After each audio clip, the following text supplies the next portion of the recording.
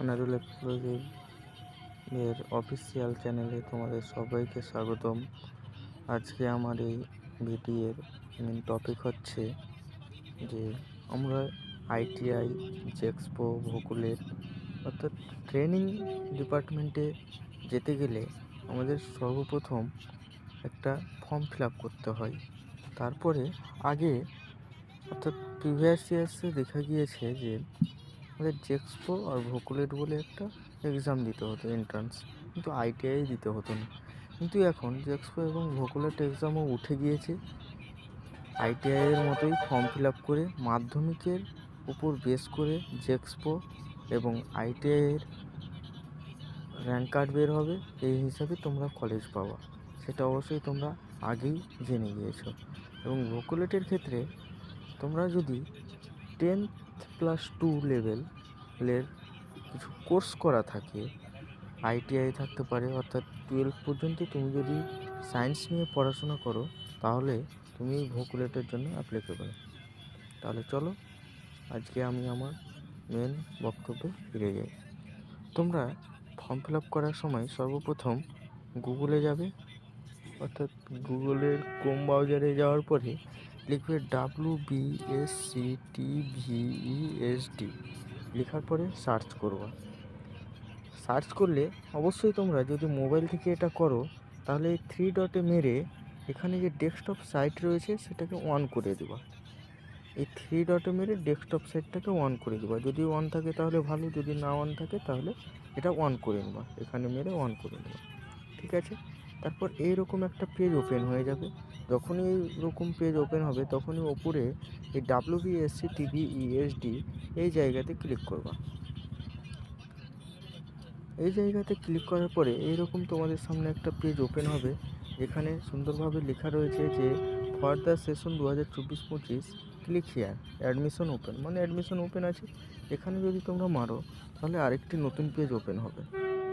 এখানে তোমরা অনেক কিছু দেখতে পাবে, কিন্তু তোমাদের মেন কাজ করতে হবে। এখানে দুটি অপশান রয়েছে, new candidate registration, already registered, sign in, ইতিমধ্যে নিবন্ধভুক্ত যেটাকে বাংলাতে বলা যায়। তারপর তোমরা কিন্তু তোমাদের এখানে অলরেডি রেজিস্টার্ডে না ক্লিক করে নিউ ক্যান্ডিডেট রেজিস্ট্রেশনে ক্লিক করতে হবে। কেননা যে তোমরা যেহেতু নতুনভাবে এই পলিটেকনিকে ঢুকছো, তার জন্য তোমাদের নিউ ক্যান্ডিডেট রেজিস্ট্রেশনেই ক্লিক করতে লাগবে। তো আমরা নিউ ক্যান্ডিডেট রেজিস্ট্রেশনে ক্লিক করার পরে এরকম একটা পেজ ওপেন হবে। এই পেজ ওপেন হওয়ার পরে তোমার কিছু পার্সোনাল ডিটেলস এখানে ফিল আপ করতে হবে। যেরকম এখানে লেখা রয়েছে ফার্স্ট নেম, অর্থাৎ তোমার নামের প্রথম যে প্রথম নামটা, তারপর মিডিল নেম, তোমার মধ্যের নাম যদি থাকে, তারপর রয়েছে তোমার সারনেম অর্থাৎ পদবী। এটা তোমাদের একটু আমি বুঝিয়ে বলি। যদি তোমার থাকে 3টে নাম, যেরকম এমডি মুর্শিদ আলম, তাহলে এমডি বসবে ফার্স্ট নেম, মুর্শিদ বসবে মিডিল নেম, আর সারনেমে বসবে তোমার কি আলম। আর যদি তোমার নাম হয় সাপোজ আনারুল হক, তাহলে আনারুল হবে প্রথম নেম এবং লাস্ট নেম হবে হক। বুঝা গেছে? তারপর ফাদার্স ফুল নেম লিখে দিবা, তোমার ফাদার্স ফুল নেম, এখানে মাদার্স ফুল নেম লিখে দিবা। তারপরে ডেট অফ বার্থ DDMMYY, এখানে ক্লিক করে তোমরা তোমাদের ডেট অফ বার্থটা করে নেবা। এখানে মারলে তোমাদের মান্থ দিবে, এখানে মারলে আবার ইয়ার দিবে। ইয়ারটাকে তোমাদের 2020 থেকে 29-এর মধ্যে তো না, সাধারণত আমাদের হয় 2000 থেকে 2009-এর মধ্যেই এখানেই হবে। তো এখানে ক্লিক করে তোমাদের ডেট অফ বার্থটা সিলেক্ট করে নেবা। সিলেক্ট করার পরে তোমার মান্থটা সিলেক্ট করে নেবা, মানে কোন মাসে জন্ম বললা, তারপর তখন তোমার ডেট অফ বার্থটা সিলেক্ট করে নিল। যখন হয়ে গেল তারপর তোমাকে এখানে আধার কার্ডের নাম্বার তোমাকে দিতে হবে, আধার কার্ডের নাম্বার দিয়ে দিবা। আধার কার্ডের নাম্বার দেওয়ার পরে তোমার এখানে মোবাইল নাম্বার চাইবে, মোবাইল নাম্বার দিয়ে দিবা। মোবাইল নাম্বার দেওয়ার পরে এখানে তোমার ইমেল আইডি চাইবে, ইমেল আইডি দিয়ে দিবা। তারপরে এখানে তোমার জেন্ডার সিলেক্ট করতে হবে, মেল নাকি ফিমেল। তুমি মেল আর ফিমেল যেটা হয় তুমি দিয়ে দিবা, যদি ছেলে হও মেল, মেয়ে হলে ফিমেল। তারপর তোমাদের এখানে একটা ক্যাপচা কোড দিতে হবে। ক্যাপচা কোড দেওয়ার পরে তোমাকে রেজিস্টার করে নিতে হবে। তাহলে রেজিস্টার্ড করার রেজিস্টার্ড অপশানে ক্লিক করার সাথে সাথে তোমাদের একটা এইরকম ধরনের তোমাদের একটা পেজ ওপেন হবে, যেখানে তোমাদের চেয়েছে ইন্টার রেজিস্টার্ড মোবাইল নাম্বার। তোমাদের এখানে মোবাইল নাম্বার সিলেক্ট করবা, তোমাদের যেটা মোবাইল নাম্বার আছে। আমি আমার মোবাইল নাম্বার দিচ্ছি, যেমন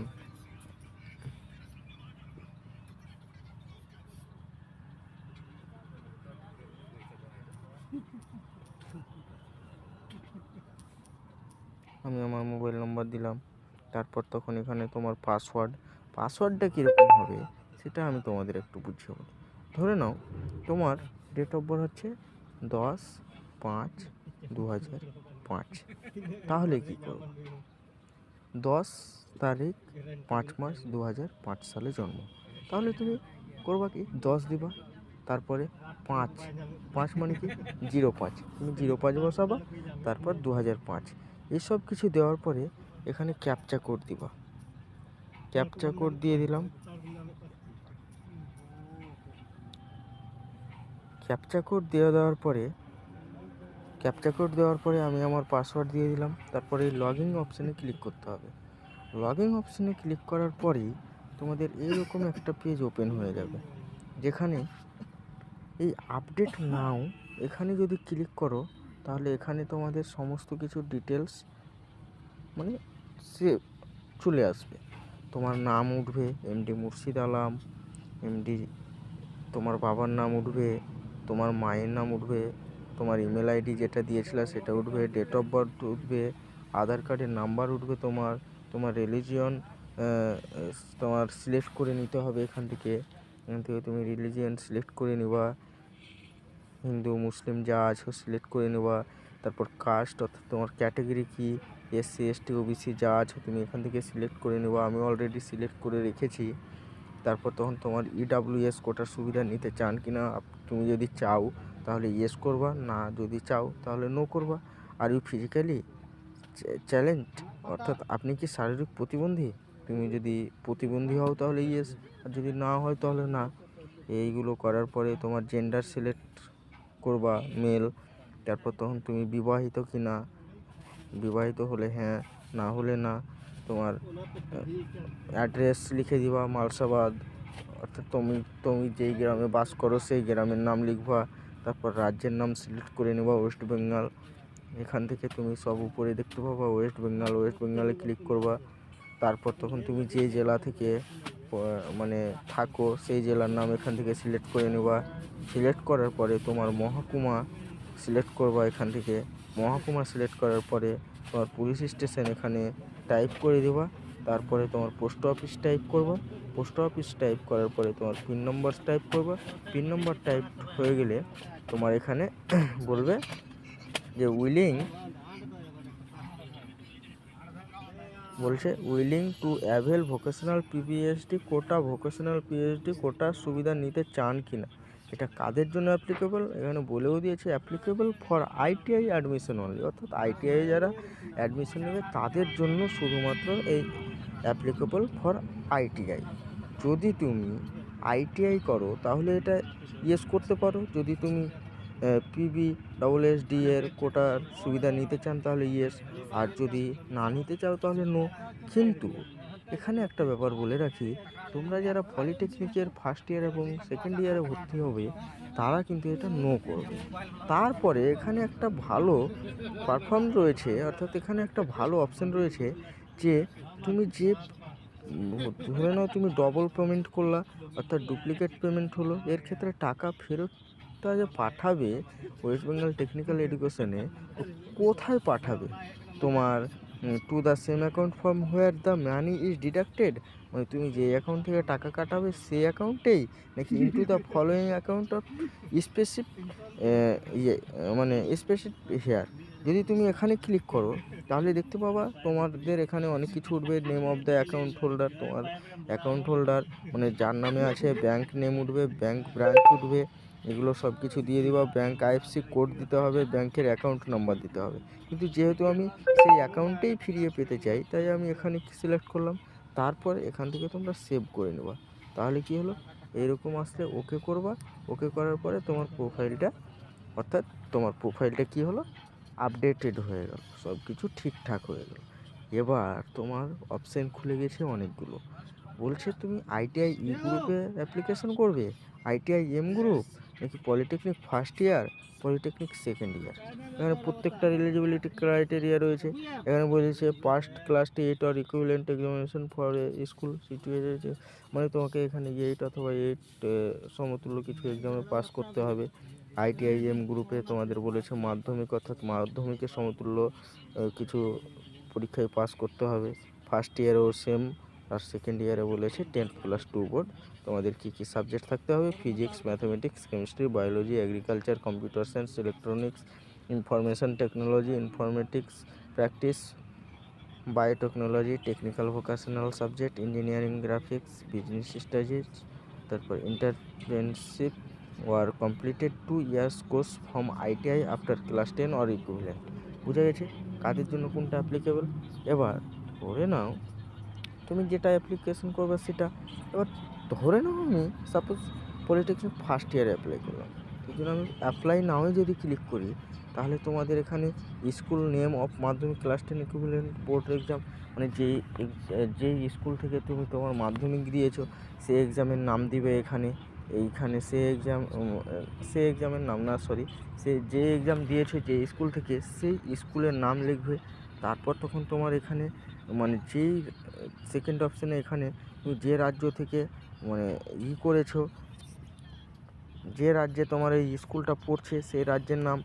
আমার ওয়েস্ট বেঙ্গলে পড়ছে, ওয়েস্ট বেঙ্গল। তারপর সিলেক্ট বোর্ড, তোমাদের এখানে কোন বোর্ড থেকে তুমি পাস করেছো সেটা দিলা। তুমি West Bengal board of Madrasa education, West Bengal board of secondary education, the West Bengal council of Rabindra ভবন, মানে এখানে তোমাদের বোর্ডগুলো সিলেক্ট করে নেবো। আমি West Bengal board of secondary education থেকে পাস করেছি, সেইটা দিলাম। তারপর তখন এখানে তোমার মানে তুমি কোন জেলা থেকে, মানে তোমার স্কুলটা যে পড়ছে ওটা কোন জেলায় পড়ছে, আমার মালদা দিলাম। তারপর তখন তোমার মোট নাম্বার কত, মোট নাম্বার 700। আর এখানে বলেছে কি যে তোমার মানে ওই 700-র মধ্যে তুমি কত পেয়েছো।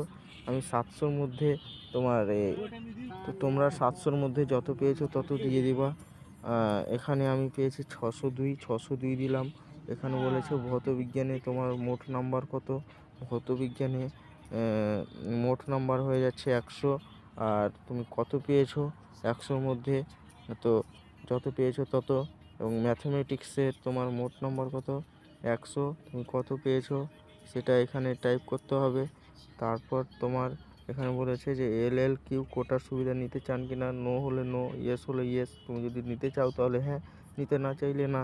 তারপর বলেছে willing to avail tuition fee waiver, TFW কোটার সুবিধা নিতে চান কি না। TFW অর্থাৎ টিউশন ফি ওয়েভার, তোমরা যদি ওয়েস্ট বেঙ্গলের গভর্নমেন্ট কলেজে ভর্তি হও তাহলে TFWতে তোমাদের 50 টাকা পার মান্থ লাগে, এবং যদি প্রাইভেটে ভর্তি হও তাহলে অনেকটাই লেগে যায়। তাই তোমার এখানে একটা এলিজিবিলিটি ক্রাইটেরিয়া রয়েছে, এখানে বলাই রয়েছে যে তোমাকে যদি ইয়েস করো তাহলে upload document section only a TFW issued by competent authority of government West Bengal eligible. এবার তোমাদের এই কথাটা বলা হয়েছে এখানে যে আরেকটা ক্রাইটেরিয়া রয়েছে, যেখানে তোমার ফ্যামিলি ইনকাম 8 লাখ টাকার নিচে হতে হবে। যদি হয় তাহলেই তোমরা TFWতে ইয়েস করো, আর নইলে নো করেই রেখে দাও। তারপর তোমার এখানে রয়েছে এই প্রাক্তন সেনাদের কোটার সুবিধা নিতে চান কি না। যদি নিতে চাও তাহলে হ্যাঁ, নিতে না চাইলে না। তারপর তোমাদের এখানে একটা কাজ করতে হবে কি, যে এখানে তোমাদের মনে রাখার জন্য আমি বলি যে বাঁ সাইডে তোমাদের মোট নাম্বার লাগবে, প্রথমে সম্পূর্ণ নাম্বার, টোটাল মার্কস। তারপরে তোমার 100 নাম্বারেরই হয় সাধারণত, 100, তারপর যত করে পেয়েছো তত করে দিয়ে দিলা, ব্যাস তোমার এখানে কমপ্লিট। এগুলো যখনই কমপ্লিট হয়ে যাবে তখনই তোমাদের এই সেভ অপশানে ক্লিক করতে হবে। এই সেভ অপশানে ক্লিক করার সাথে সাথেই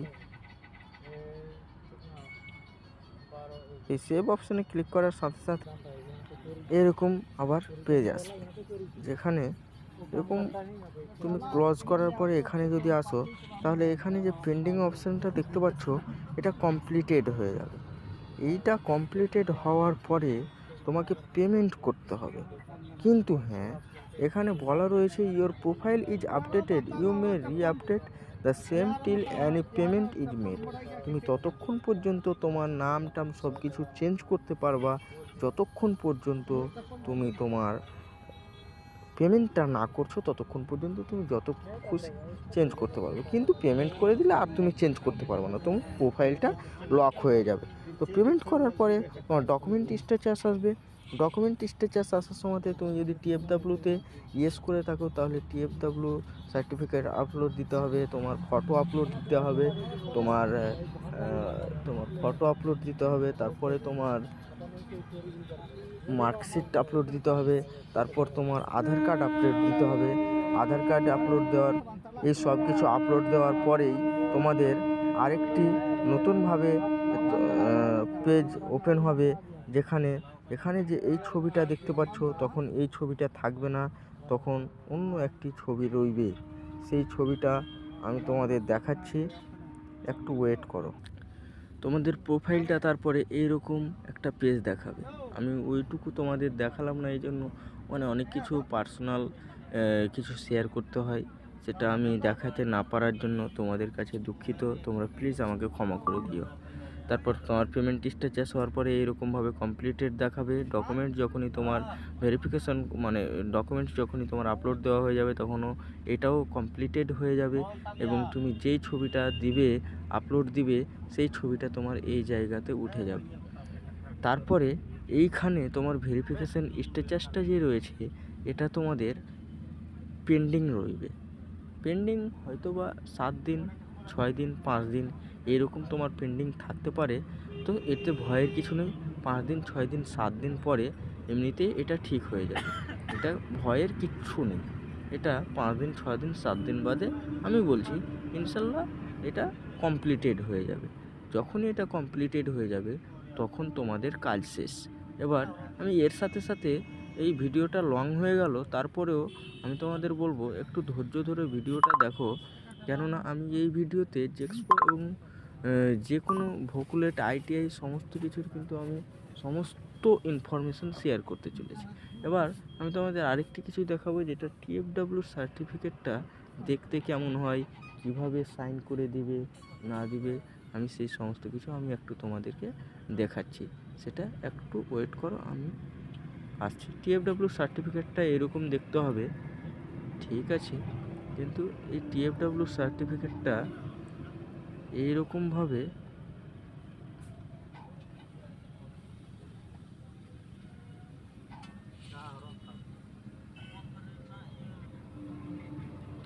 এটা হলো টিএফডাব্লিউ সার্টিফিকেট। এখানে তুমি তোমার নাম লিখবে, বাবার নাম লিখবে, গ্রাম লিখবে, তারপর তোমার পোস্ট অফিস লিখবে, ডিস্ট্রিক্ট লিখবে, তোমার ফ্যামিলি ইনকাম লিখবে। এগুলো লেখার পরে তোমাকে এখানে তোমার বিডিও স্যার এখানে একটা সিগনেচার করে দেবে। এই সিগনেচারটা দিবে, সিগনেচারটার নিচে অবশ্যই একটা সিল দেখে নেবে, ছবির ওপরেও সিগনেচার উইথ সিল। এগুলো দেওয়া থাকলেই তুমি জেনে নাও যে আমার টিএফডাব্লিউ সার্টিফিকেটটা কমপ্লিটেড। এগুলো করার পরে 5-6 দিন তোমরা এইরকমভাবেই থাকো। এইরকমভাবে থাকার পরে দেখো কমপ্লিট হয়ে যাবে। কমপ্লিট যদি না হয় তারপর আমাকে অবশ্যই কমেন্ট করে জানাবে। অবশ্য কমপ্লিট না হওয়ার মতো কিছুই নেই, কমপ্লিট হবেই হবে ইনশাল্লাহ। তোমরা দেখো, এবং ভিডিও শেষ করার আগে আমি একটাই কথা বলবো যে তোমাদের যদি ভিডিওটা সত্যি হেল্পফুল হয় তাহলে অবশ্যই একটা লাইক প্রদান করো, এবং আমাদের পরিবারে যদি সদস্য হয়ে না থাকো তাহলে অবশ্যই লাল বাটনে ক্লিক করে আমাদের পরিবারের সদস্য হয়ে যাও। এবং তোমরা এই ভিডিও দেখার পরে যদি তোমাদের কোনো সমস্যা হয় তাহলে অবশ্যই কমেন্ট বক্সে কমেন্ট করে জানাতে ভুলবে না।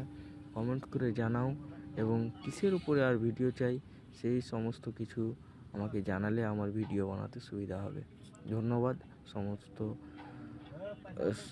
পুরো ভিডিওটা দেখার জন্য। দেখা হচ্ছে পরের ভিডিওতে।